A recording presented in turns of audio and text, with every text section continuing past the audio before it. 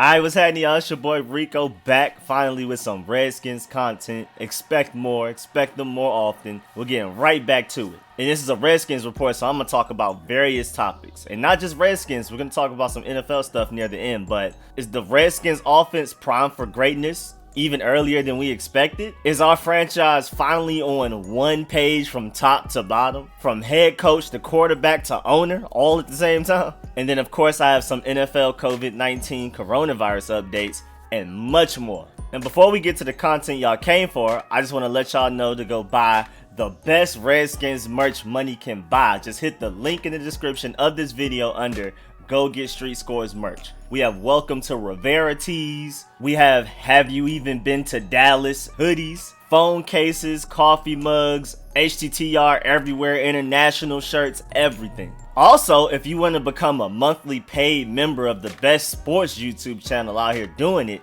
there's 4 different levels, each with their own great perks, such as a private Discord group, shoutouts in every video and live stream, like such as this one, monthly merchandise raffles, exclusive badges next to your name in the comment section and live chats, exclusive gifts, and much more. Just hit the link in the description. Just hit the link in the description of this video under Become a Channel Member. And also, before I go, make sure you pull up to Rant with Rico to call in and let your opinions and questions be heard every Thursday from 7 to 8 p.m. That's the show I do over the phone where you can call in and ask me questions personally, like your voice is in the show, you're talking to us. Also join my live podcast with my boy Shay named The Broadcast, where we talk about everything, all sports, culture, music, life, anime, and much more, including everything that's going on in the world right now. With all of the protests and everything, we address everything on there. And that's every Friday from 8 p.m. to 10 p.m. And then definitely pull up to the Street Scores Full Access live stream, where I reply to every comment, and that's every Sunday 2 to 4 p.m. And all of which I've placed the links in the descriptions for every show. Now let's officially get to the real content. Let's get it.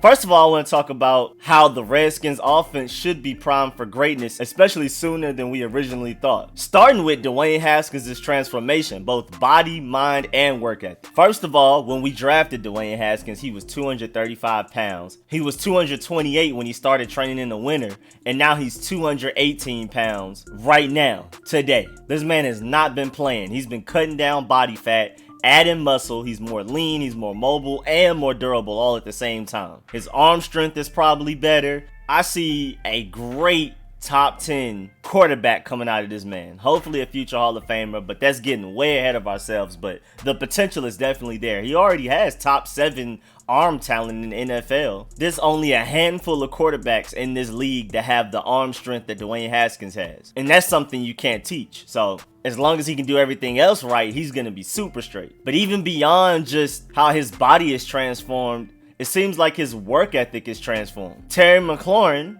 our franchise wide receiver, said that Dwayne Haskins has looked good and is having fun again. And he's ready to prove himself right and be the leader that this franchise needs and deserves. And Haskins has been on it. Mclaurin also said that Haskins reached out to everybody pretty early in the offseason to train. He wanted to get all of the wide receivers together for a workout in South Florida. But with coronavirus and everything, they haven't been able to get that done. So they've been working out together, but they haven't been able to do like a small little mini camp led by him that he wanted to do. His offensive coordinator and Scott Turner also has some good things to say about him. First of all, recently him and Ron Rivera have acknowledged how great Dwayne Haskins' pickup of the offense and work ethic have been, which is huge because when they were both first hired, they acknowledged that Dwayne Haskins was not where he needed to be mentally, work ethic wise, preparation wise, all of that. So that shows that they're upfront and blunt about their criticisms about Dwayne Haskins and are not afraid to tell the truth. So the fact that they're giving him positive feedback now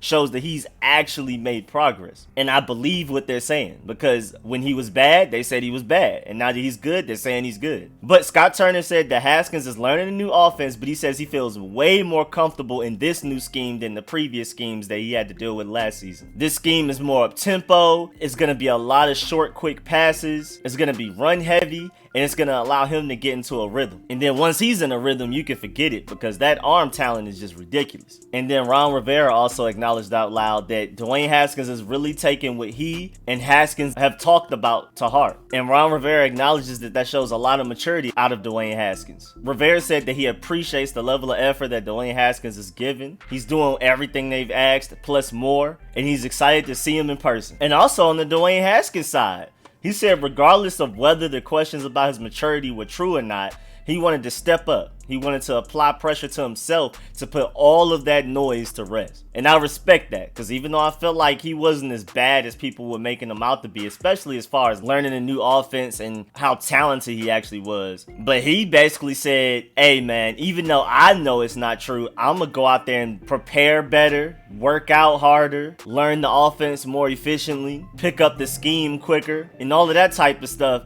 just in case, to make sure for a fact nobody can say those negative things about me. And I love that. Don't let it affect you, just let it motivate you. But we're not going to sit here and act like Dwayne Haskins not only had the worst situation a quarterback could possibly have, with head coach changes, offensive scheme changes, a terrible roster around him, a struggling offensive line, a very young receiving core, turmoil from top to bottom in the franchise, and then just getting thrown out there to the wolves when they didn't even prepare you in practice accordingly. He practiced with the backups and the scout team and the practice squad and all that type of stuff throughout training camp, and then they suddenly want to throw him out there against starting defenses mid-game. But also, Pro Football Focus and a lot of the stat guys acknowledge that Dwayne Haskins has a lot of potential. Pro Football Focus rated him the 10th best passer in all of the league from weeks 9 through 17 last season. And even if you just watch the film, you would know, like, those last 7 games, you can see big strides in his development each game, especially those last 2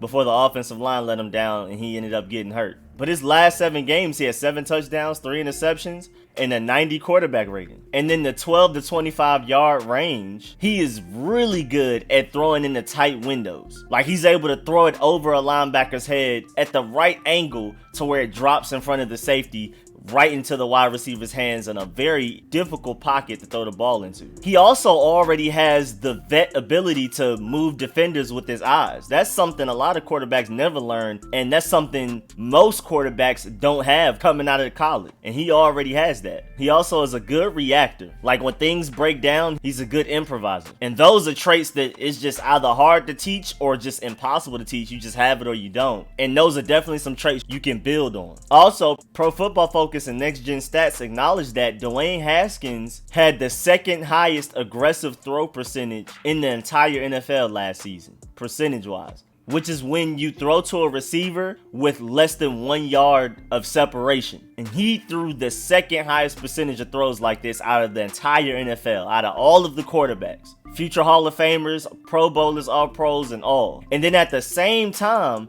he finished with the 5th lowest percentage of turnover-worthy throws. So the reason Pro Football Focus calculates that is because some quarterbacks get lucky. They throw a lot of should-be interceptions, but DBs just end up not catching them for whatever reason. So they break it down into plays that are turnover-worthy throws, and it kind of helps clear up everything. And with Dwayne Haskins having the second highest percentage in aggressive throws and tight windows, he also had, at the same time, the 5th lowest percentage of turnover-worthy throws. So he knows how to protect the ball, along with the lack of fear of throwing it in the tight window. So, I feel like we really have something special here, y'all. Also, I love the fact that Dwayne Haskins has been working with his wide receivers off rip. He's been with Kelvin Harmon since back in February. Terry McLaurin's been there since like April, and they work out 3 times a week. And now even Steven Sims has joined in, and AGG will be joining in soon. And I love it, man. They're building their chemistry. This is a young wide receiver core, a young quarterback, and they're going to grow together. I love that.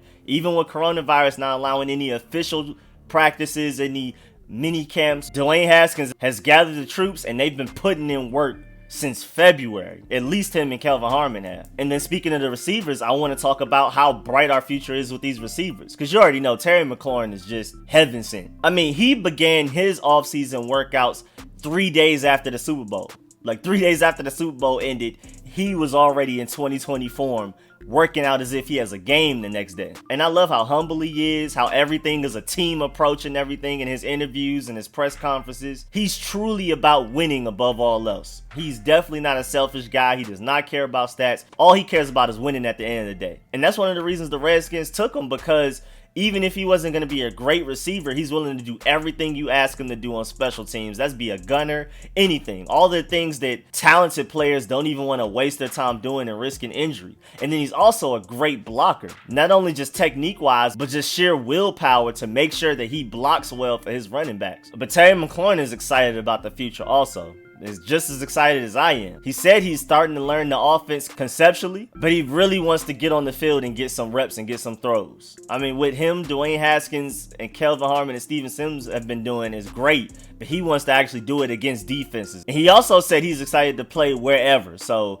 it could be the X receiver, slot, wherever. Whatever they want him to do, he's going to do it. And that's including block very well, which is something I keep reiterating because that's something truly special amongst wide receivers, especially with the diva stereotype that they have. He is the complete opposite of that. And Dwayne Haskins, just like Terry McLaurin has some compliments for Haskins, Haskins has some compliments from McLaurin recently. He said that since he's played with him his freshman year, he said that the Terry McLaurin that he sees right now this offseason is the best that he's been. And that's scary for other teams if he's anything even slightly better than what he was last season. But teams will learn. I mean, Ron Rivera even said it. He's a guy that could be on the verge of stardom. He really is. And even though he didn't win Rookie of the Year, Offensive Rookie of the Year, or nothing last season, and didn't even reach 1,000 yards, the real stat guys know what's going on. I mean, Pro Football Focus, Next Gen Stats, all of them guys love McLaurin. And it's not even like their personal ratings. It's like factual, advanced statistics where McLaurin is like top 3 in various things. Like, he was the second best receiver in the NFL last year on vertical routes like goes, posts, corners, only behind Devontae Adams.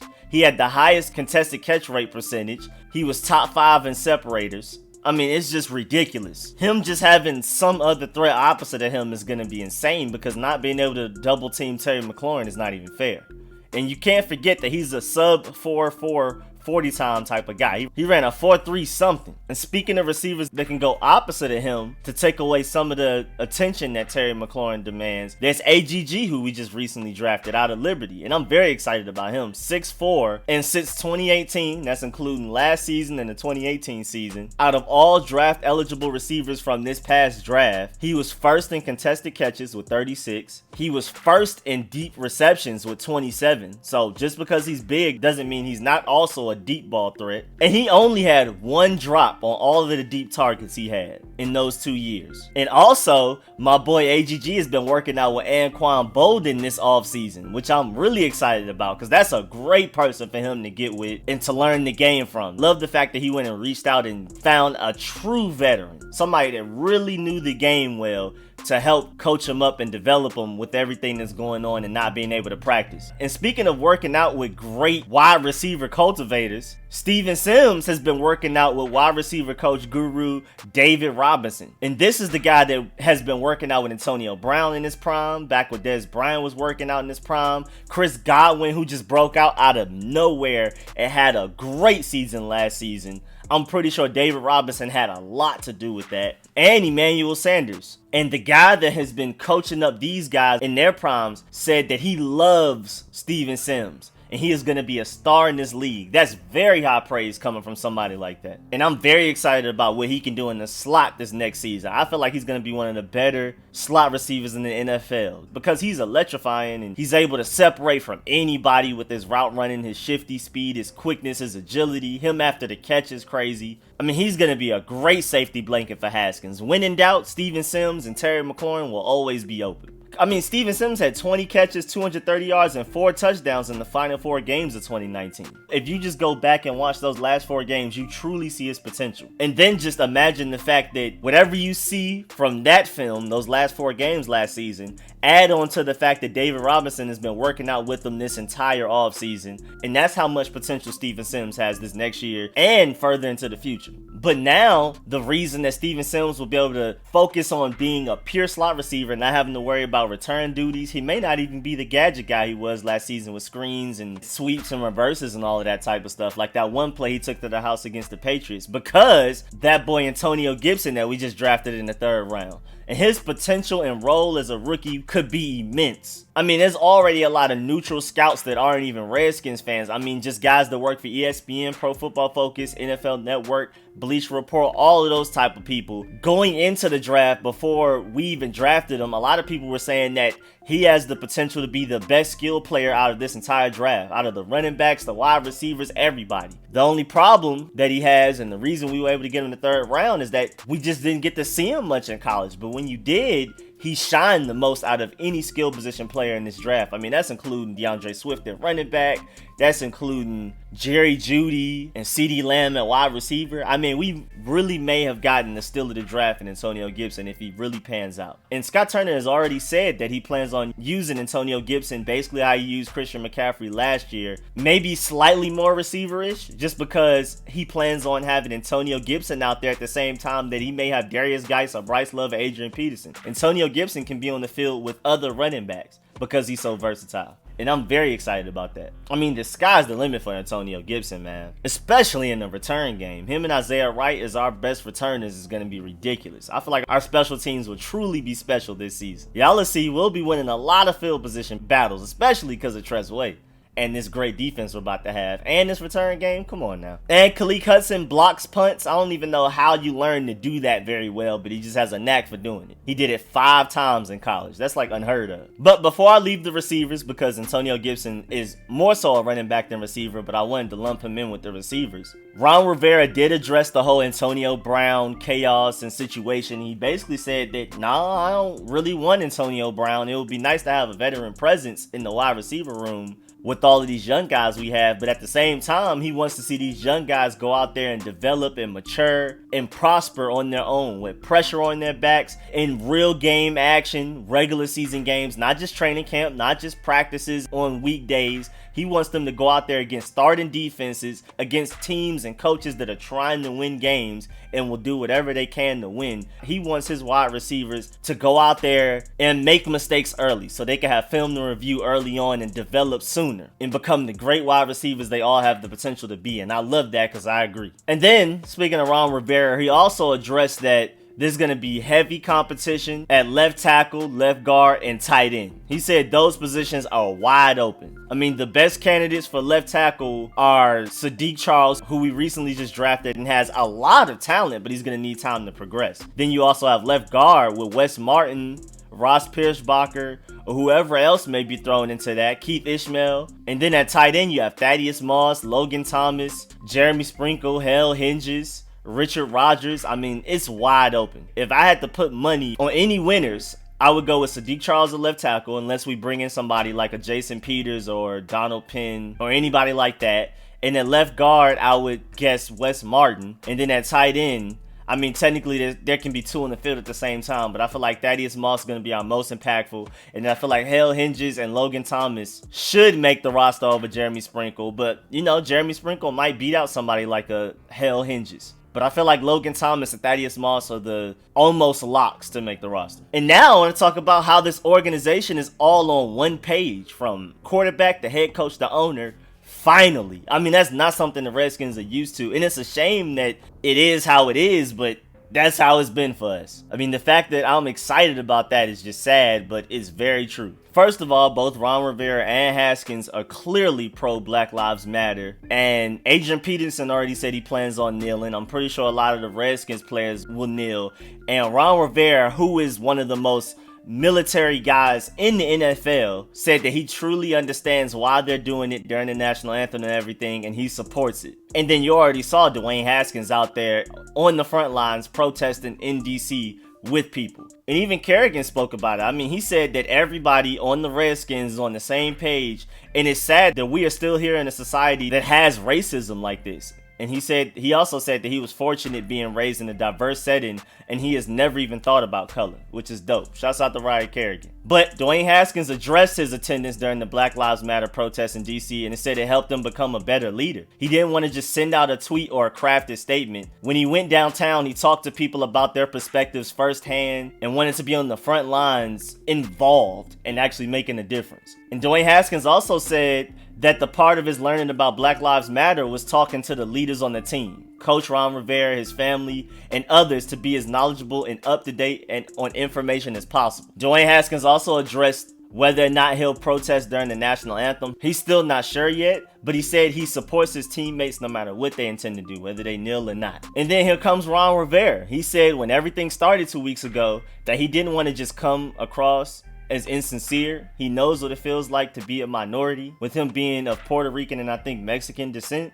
But also, he doesn't know what it feels to be black specifically. And I like the fact that he addressed that because, I mean, this is a minority thing all across the world, but black more specifically as far as oppression goes. So he wanted to educate himself accordingly and be able to take action from the information that he's learned. Also, he said that after George Floyd's murder, he had a team meeting with just players first on Zoom, and then the entire organization later on. He said he wants an actionable plan. He doesn't want to just talk about it. He actually wants to have an impact on the community. And he said that Dan Snyder supports this, which is huge. And again, Ron Rivera supports kneeling, even though he's one of the biggest symbols of the military in all of football. He even understands why players are kneeling during the national anthem and everything. I also like the fact that he said Black lives do matter. We can't be afraid to say this, so I'm gonna say it. Black lives do matter. He said it on video for everybody to see, and I love it. But also, not only are Ron Rivera and Haskins on board with everything and on the same page, but even Dan Snyder, who's been having an MVP offseason with a lot of the moves he's made, is even on board. First of all, Dan Snyder is donating $250,000 towards helping minority initiatives. And also, the Redskins organization announced that it's launching a Black Engagement Network for professional development and cultural understanding, as well as a town hall program led by 6 black employees, including Senior Vice President of Personnel Doug Williams, who I'm going to talk about later with his movie, Senior Director of Player Development Malcolm Blecken,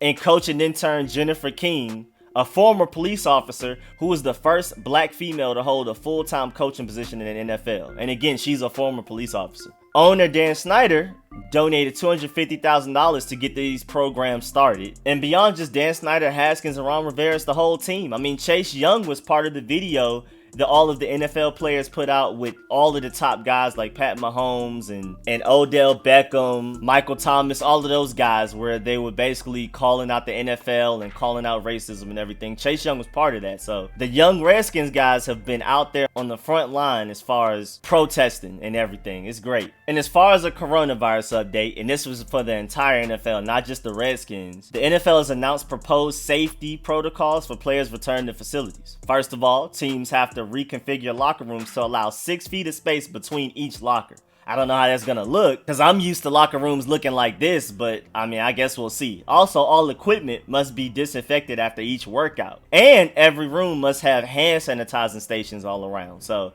I love that. The NFL also announced that there will be no on-field practices in June, sadly, but I mean, that's great for player safety and coach safety, everybody's safety. But they are considering earlier training camps and maybe a shortened preseason. Those are all possibilities. But it's sad though, because the Redskins, if any team in the league, need practices and offseason workouts the most. I mean, the youngest combination of quarterback and wide receivers in the NFL, and one of the youngest groups of that in NFL history. And also new head coach, new defensive coordinator, new offensive coordinator. We are definitely the youngest, newest team in the NFL. So it would really be nice for us to have some sort of off-season programs, especially for guys like Antonio Gandy Golden, Sadiq Charles, all of those type of guys, and especially Dwayne Haskins. And lastly, before I get up out of here, I wanted to announce, just in case if you don't know, Doug Williams, of course, our guy, we know who he is, but the first black quarterback to ever go to a Super Bowl and win a Super Bowl, did it all in one Super Bowl, you know, consolidated all of his achievements. He will be the subject of a movie biopic from Will Packer Productions. These are the guys that produced Night School and Girls Trip, which I'm really excited about because I actually really like both of those movies. Even though this is not going to be a comedy, but I like what I've seen from their work, and I'm very excited about a Doug Williams documentary. I feel feel like he is not talked about enough. I mean, of course, people talk about Michael Vick. People talk about the current quarterbacks. People talk about Warren Moon and all of those guys. Dante Culpepper, Donovan McNabb. But I feel like Doug Williams is not talked about enough. I mean, being the first black quarterback to go to a Super Bowl and to win it, and the way he did it, the way that season was set up to where he wasn't even the original starter. He ended up winning the job and everything and keeping it. I mean, due to injuries and all kinds of stuff. But I mean, just that was a roller coaster of a season. And first of all, that season would just be great to recap from behind the scenes, similar to the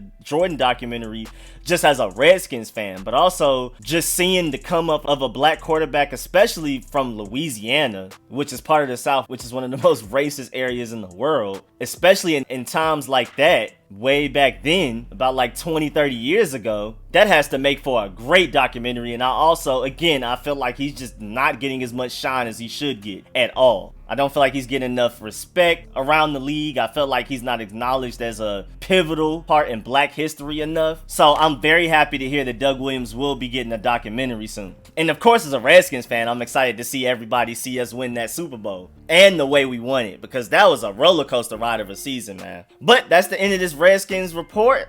I appreciate y'all for pulling up. Again, make sure y'all go get that Street Scores merch. I promise y'all will love it. I mean, it's the best, most unique stuff coming out, and I'm coming out with more merch every month. Also, go ahead and become a member. There's 4 different levels, 4 different prices per month, and you get all types of perks like I talked about earlier in this video. And also, make sure y'all pull up for my other shows. My show on Thursday from 7 to 8 p.m. You can call in and ask questions or voice your opinion about certain topics that's going on. My show every Friday night, we talk about everything. I mean, Black Lives Matter, NBA stuff, soccer stuff, NASCAR, everything, anime, music. We talk about everything, not just football, not just Redskins. And then, of course, y'all already know about the Sunday live stream at 2 p.m. every Sunday, where I answer every comment in the comment section. That's Street Scores full access, where you get to really interact with me. I like to at least dedicate one stream a week to where I answer all of y'all questions, because I know a lot of streamers aren't able to get to every question, and I make it a mission